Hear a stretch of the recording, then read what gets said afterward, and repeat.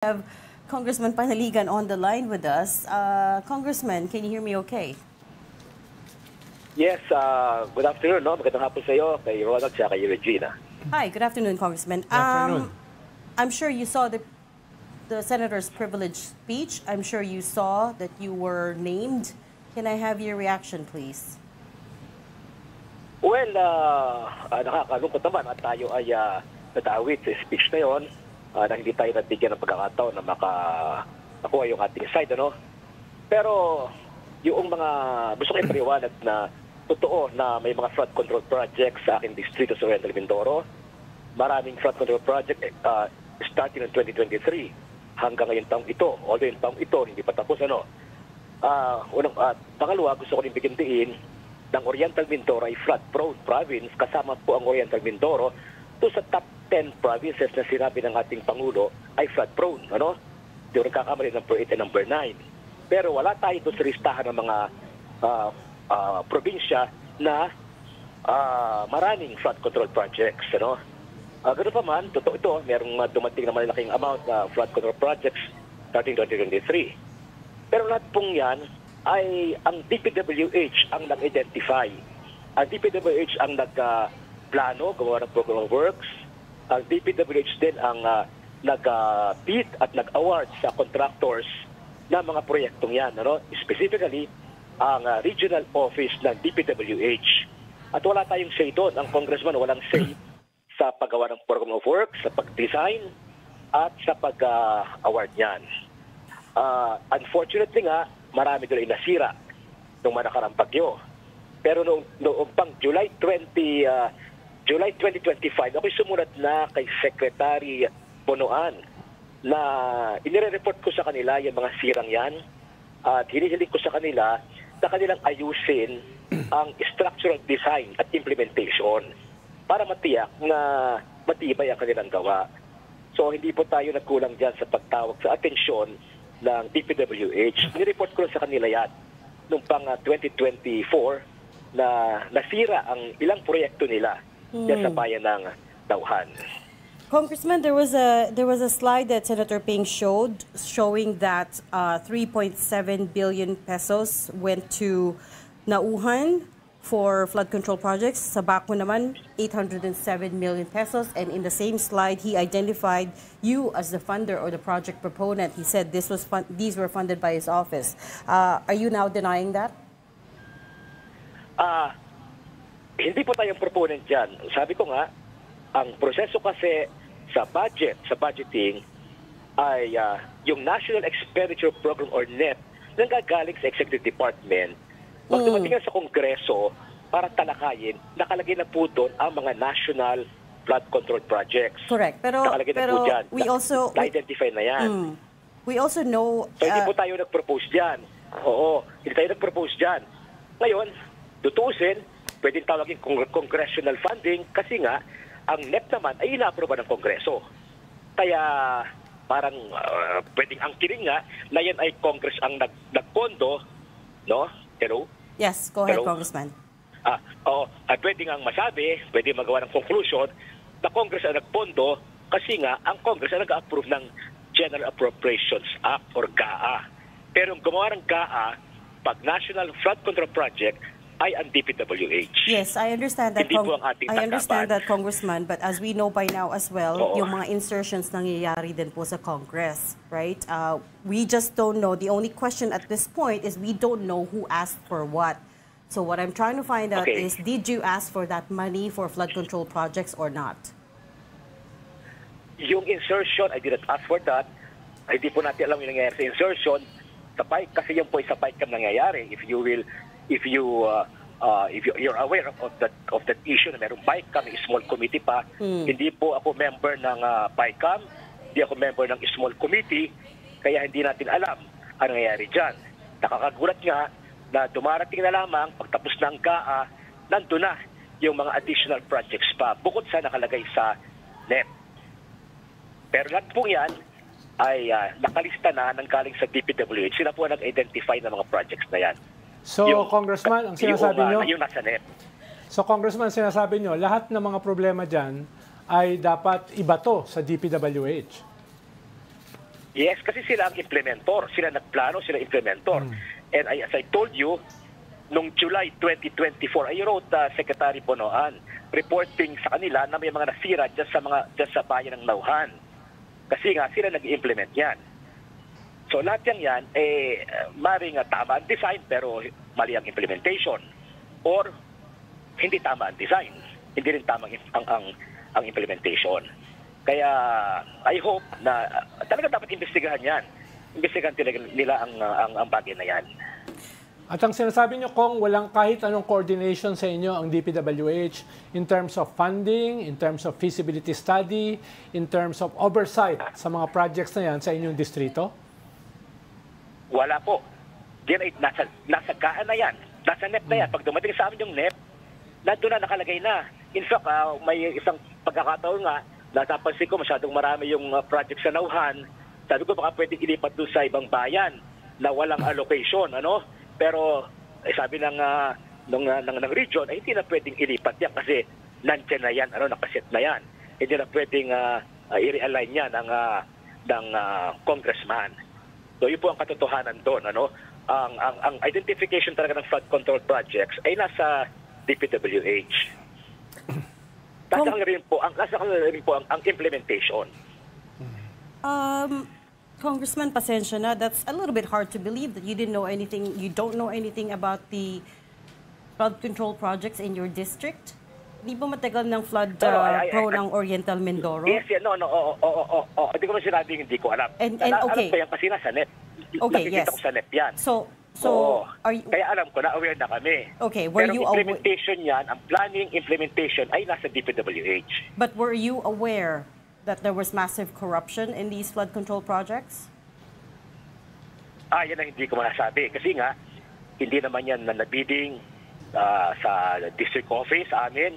Lahat ng yan ay binid sa regional office. Kaya siguro kung tayo sentro sa investigasyon, dapat doon natin tingnan sa regional office. Kasi sila nag-award, sila rin ang sila nagpabid, sila nag-award sa contractor. Supposedly, dapat na-inspectan nila yan bago nila binayaran yung contractor. Congressman? Ang pera, siyempre, nasa kanila. Release ng DBM ang pera sa regional office. Hindi po pwede mag-release ang DBM sa Office of the Congressman ng anumang alokasyon. Congressman, lagi pong sa agency implementor, lagi sa implementing agency ang release ng pondo. Congressman, was there ever a time na pinimbestigahan nyo itong mga possible anomalies na ito sa inyong distrito na sabi nyo nga ang may kagagawan ay DPWH? Napaimbestigahan nyo ba yan or nailabas nyo sa isang privilege speech while you were the congressman of that district?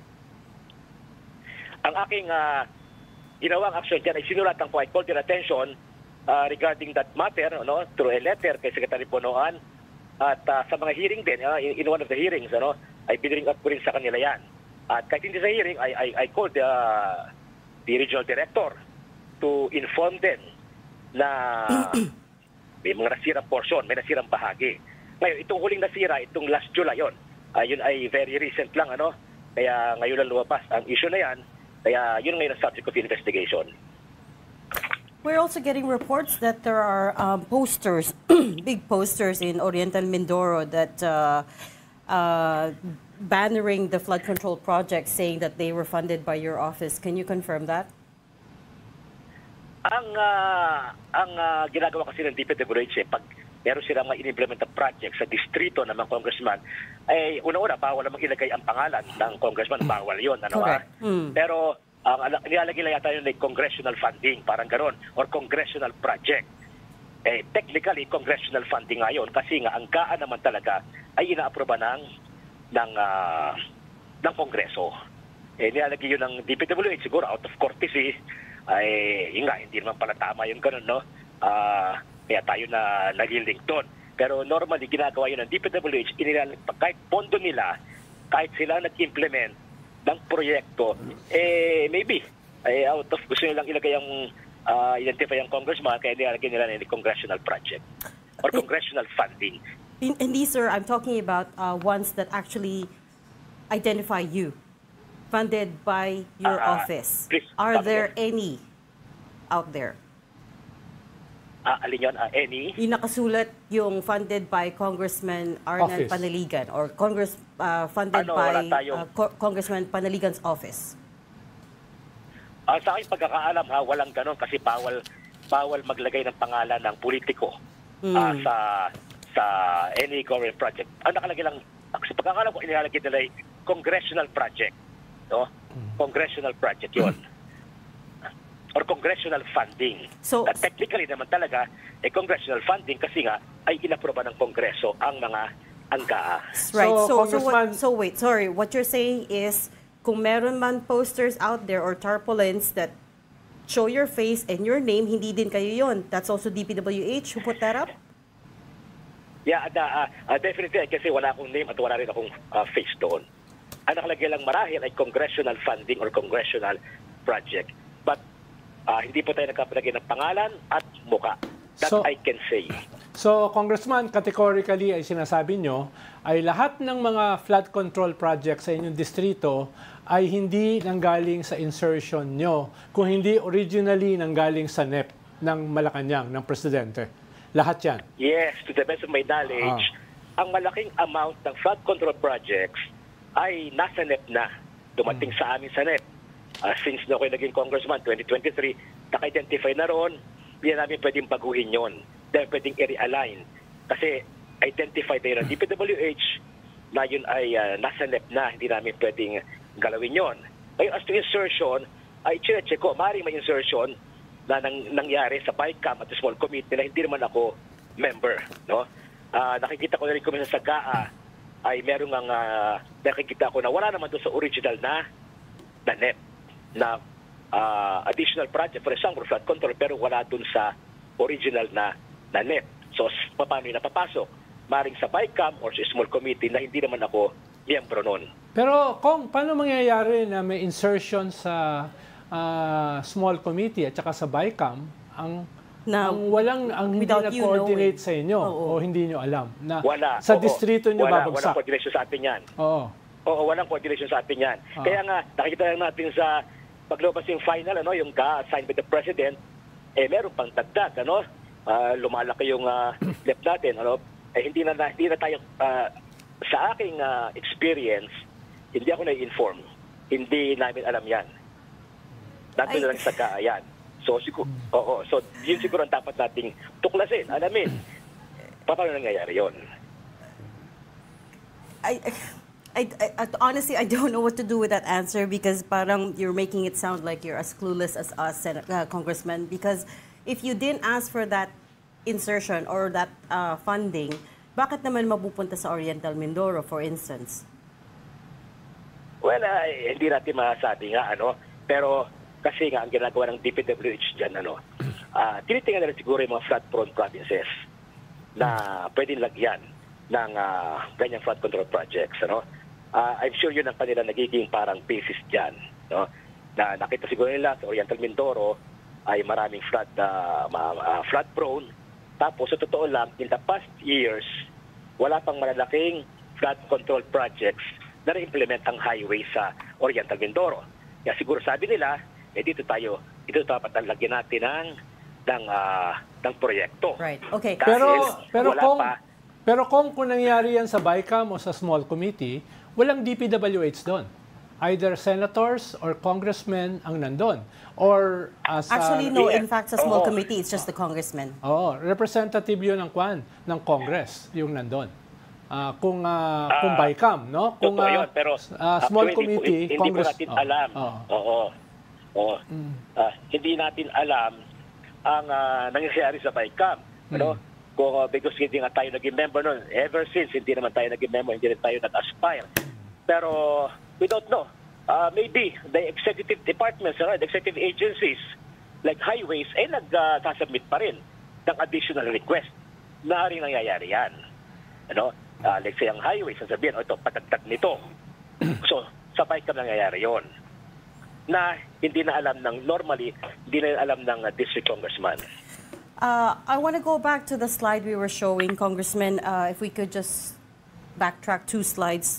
The one that titled unprogrammed funds. So sabi ni Senator Ping,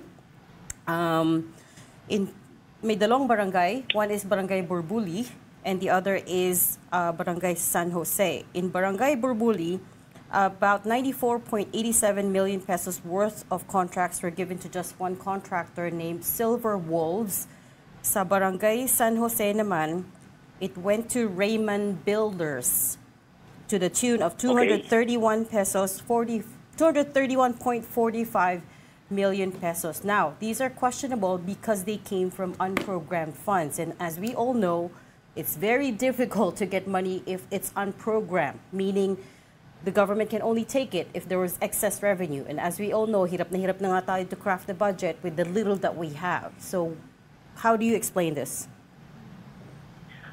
Definitely, yung unprogrammed funds, yung nga, isa pa rin yun na maybe that is something that is lacking in transparency, yung unprogrammed funds, hindi rin po office ng congressman ang may kinalalaman dyan sa mga unprogrammed funds na yan. I would like to believe na sa DPWH na yan at saka sa DPM, doon sila marahil nagkaroon ng usapan para marilisan sila. Totoo yun, sinabi nyo that unprogrammed funds practically malabo yan. Malabo yan ay may-release kasi yan ay contingent sa additional revenues. So, kung merong na charge sa unprogrammed funds, yan po ay makakasagot ay ang DBM at ang DPWH. So, for the record, again, this slide that we're showing right now, you're telling me that you know nothing about this either. Yes, unprogrammed funds. I can tell you, honesty, na hindi natin alam ang nangyayari sa unprogrammed funds, kung paano yung ni-release, paano yan napapalabas. I think, ang makakasagot niyan ay ang DPWH at saka ang DBM. Sir, Congress holds the power of the purse. How do you not know how unprogrammed funds are released? Ganito. Kasi alam mo, yung power of the purse, totoo lang, in reality, hindi naman po yan ang nangyayari. Dahil nga, mas nasusunod, no? I hate to say this, pero para bang limitado nga, ang power ng Congress dyan. Supposedly, kami nag-approve ng budget, but remember, yung NEP ay nanggagaling sa Executive Department. And as far as the public works projects are concerned, ang DPWH ang nag-identify na ng national projects. So, Congressman, ang nila mo pwedeng identify yung local projects na tinatawag, yung local infrastructure projects. Ano yun? Yun yung mga barangay hall, barangay health centers. Yun lamang ang talagang may say ang congressman sa identification. So, Congressman, ang sinasabi nyo ay mali yung sinabi ng Presidente na yung doon sa previous GAA para sa 2025 na nag-react siya ng husto at originally ay hindi niya pinirmahan, ay yung mga unprogrammed funds doon ay galing mismo sa executive. Dahil ang narinig ko kasi sa Presidente, kaya niya kinat yung unprogrammed funds, ay sinasabi niya ay nanggaling yon sa mga politicians, specifically sa House at saka sa Senate. Ang sinasabi nyo ay hindi totoo yun. Well, di ba sinabing mali ang Pangulo, yung isang bagay na dapat ma-identify, ano ba yung mystery ng unprogrammed funds na yan? For example, ngayon, dumating sa amin yung GAA, may nakalagay na rin unprogrammed funds. Dumating na sa amin yung NEP. At nag-umpisa ng aming hearing dyan noong Monday. Meron doon nakalagay na unprogrammed funds na. Kaya hindi natin alam. Kaya as far as we are concerned, hindi sa amin ang kaling unprogrammed funds. Kaya yung bagay rin siguro, ay dapat talaga tuklas. I agree with you, with everybody, na maybe we should do away now with the program funds. We should have a more transparent PICAM deliberation at wala nang insertion dapat. Pag-alis ng GAA, ng bill, hindi pa GAA yun, pag-alis nung General Appropriations Bill sa Congress, dapat yun na yun. Yun na yun. Kaya yung program funds, I agree, is something that should also be looked into para hindi maabuso at hindi magulat ang ating mga kababayan at even ang ilang mga mababatas. There is another slide from Senator Ping's presentation today. Congressman, 1.9 billion pesos went to 8 flood control projects in Barangay Mulawin, Nauhan, Oriental, Mindoro. I think we have that slide. We'll try to bring it up. If you look at the breakdown, 8 projects and projects 1 2-6 are similar. It's construction of a road dike along the Bukayao River. Item 7 is construction of coastal road, and so is item 9. Item 8, construction of coastal road, also in Nauhan. Can you talk me through these projects? I mean, ganun ba talaga karaming pera kailangan for Barangay Nauhan? Barangay Mulawin in Nauhan? Actually, maybe ang developers can explain it better yung RD, pero yung Nauhan kasi is one of the most flood-prone towns sa Oriental Mindoro. At yung river na yan ay napakahabang river yan. According sa DPWH, ay 300 kilometers ang dapat gawin sa mga ilog na yan. Kasi yung ilog na yan talagang napakahaba at tumatay niya sa maraming barangay at maraming bayan. Ang according sa regional director, nung siya kausap ko, 300 kilometers ang kailangan gawin. Ang mga malaking pontong yan ay siguro wala pa yung 100 kilometers na nagagawa. So mahaba talaga yan. Mahaba yan. Maybe ang RD should explain that. Kasi may technical ko niya. May technical na But I will also get the data para masuri natin, mag-examine talaga natin. Mahaba po ang ilog na yan. Kasi at saka malaking pera talaga ang kailangan dyan. So it's not that surprising that there are so many of these segments being built, the dike. Definitely. Ang haba, if we can only go there, I can show you na napakahaba ng river na yan at saka both sides. Kaya dapat talaga ay lagyan ng malaking pondo. Okay. Now, kaya lamang, we should really insist na talagang yung standard ay very strict. Do you know any of the contractors that Senator Ping name dropped today? Silver Wolves and Raymond Builders. Do you know of them? Do you have any connections to them? Have you met them? Wala tayong connection dyan. I can say, wala tayong connection dyan. Narinig natin ang pangalan nila kasi nababasa ko sa report. Pag nakita ko yung report, ay nakikita ko yung pangalan nila, pero hindi ko sila kilala in person. Personally, hindi ko sila kilala. And I have no connections with them whatsoever. You've never met them? I have never met any one of them. Hindi ko kasi, as a matter of policy, I do not talk or socialize with contractors. Kapag meron akong concern sa proyekto, katulad nga nung nakita ko nasira, ang highways na kinakausap ko lang, ang highways na sinusulatan ko, because they are the implementing agency. Silang concern dyan. So, hindi ko sila kilala. Okay. Except yung isang nabanggit dyan, yung isang nabanggit yun. Sino, medyo sir? may familiarity ako kasi lagi ko nababasa yun.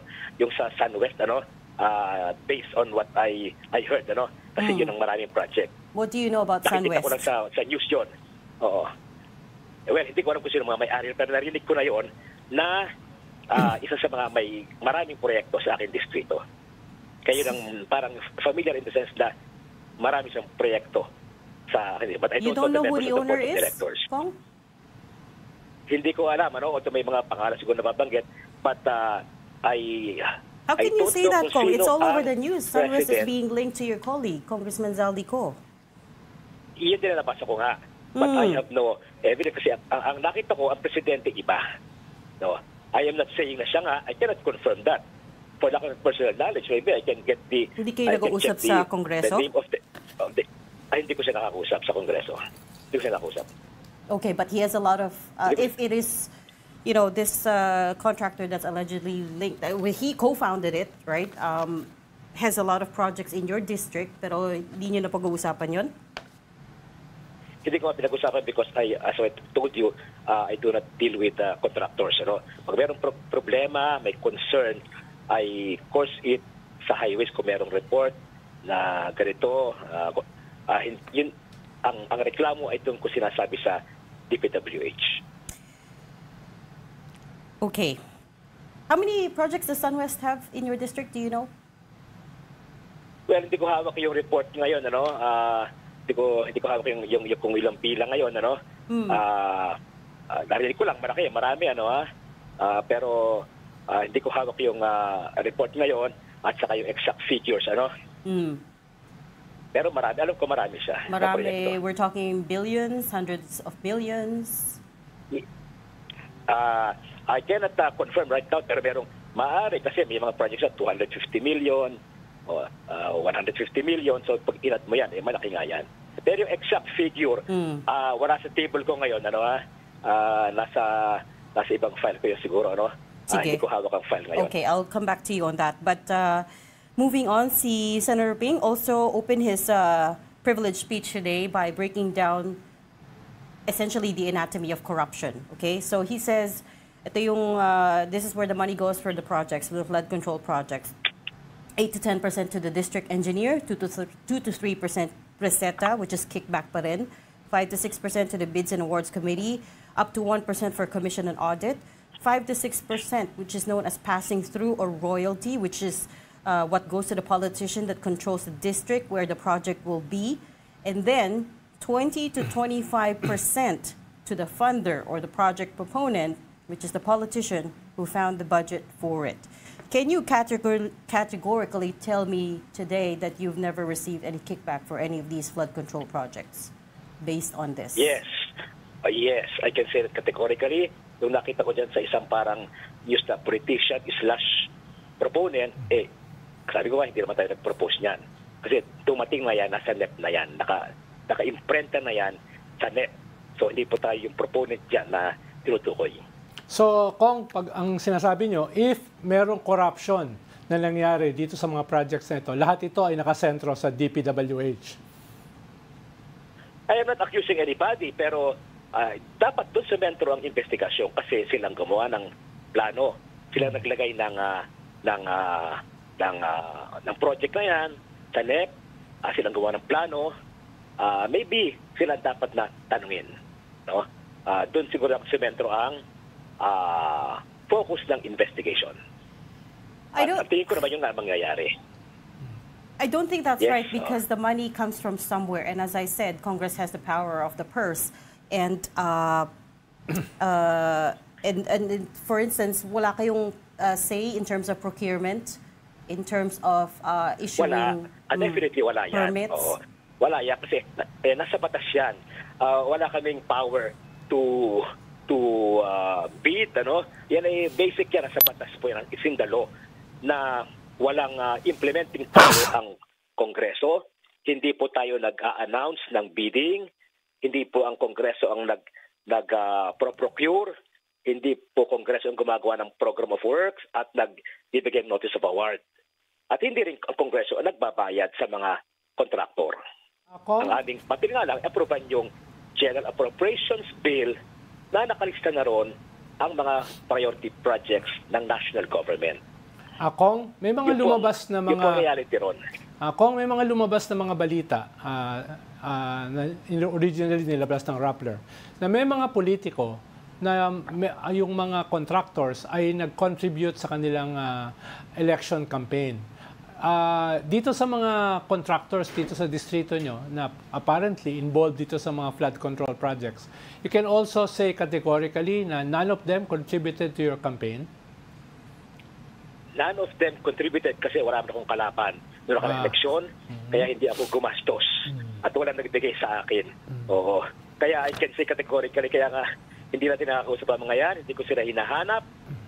Siguro nga dapat hinanap ko para sila kulitin at sabihin kong ayusin yung proyekto. Yung siguro ang ating fault doon, pinagkatiwala natin sa kanila, pinapayaan natin sila. So, walang nagbigay ng contribution sa akin for the simple reason na ako naman ay walang kalaban. Kaya hindi ako, at kung meron ng kalaban, hindi po tayo nanghihingi ng mga ganyang kontribusyon. Tayo po kung mangampanya, kilala ko sa Mindoro, hindi po ako magastos mangampanya. Okay. We'll check that against your SOSE. But Kong, last question. What would you like to say to Senator Ping? Again, you were one of the few, if not the only congressman named today in his privileged speech. And again, the implication there is that there were some flood control projects in your district that you were the funder or the project proponent for. That is something that I categorically deny. I already explained, sinabi ko na nga, ang proseso na lahat ng mga proposals na proyekto ng national, particularly flood control projects ay naka-imprenta na sa NEP yung binibigay sa amin. No? Nakalagay na yan, naka-imprenta na, at hindi namin pwedeng baguhin pa yan. Sir, naka-imprenta na yan. that's not correct, Silang sir. gumawa niyan. Nababago pa po ng Congress yung line items. I have to disagree there. Yes, the NEP is the starting point, but Congress does have the power to change the line items. Yes, pero mga flood control na yan, hindi namin, sa experience ko, wala akong pinabago dyan. Kasi nga nandun na yan eh. Kasi kung babagoy mo, paano sa mo idadalhin, sa mo ililipat na lugar, nandun na yan eh. Di mo pwedeng alisin na. Kasi nandun na nga sabi lang, kailangan nyo rin naman yan. We welcome yung mga proyektong yan. So, kasi kailangan talaga ng aming probinsya. If you will only interview mga kababayan namin, talaga sasabihin na kailangan nila yung flood control, especially yung farmers. Kasi ang binabaha ay yung mga agricultural areas namin. Kaya we welcome that. We welcome that. Kaya lamang, hindi man namin akalain na magiging substandard pala ang pagkakagawa. Kaya nga sabi ko, dapat imbestigahan yan. Okay. We'll leave that there for now. Thank you so much for joining us at such short notice today, Congressman Arnan Panarigan, 1st District, Oriental Mindoro. Thank you, sir. We'll circle back to you as this Senate hearing progresses. Salamat, Kong. Yes. So anytime, I'm here to explain. Wala tayong tinatago dyan. Kilala naman tayo sa Oriental Mindoro. Willing tayo magpaliwanag.